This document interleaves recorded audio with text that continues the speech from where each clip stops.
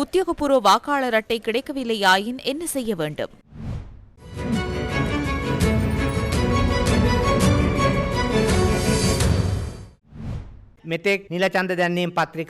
இதுவரை உத்தியோகபூர்வ வாக்காளர் அட்டை ஹால் கார்டு கிடைக்காதவர்கள் இருப்பார்களாயின் தமக்குரிய தபாலகத்துக்கு சென்று அதனை பெற்றுக்கொள்ள முடியும்.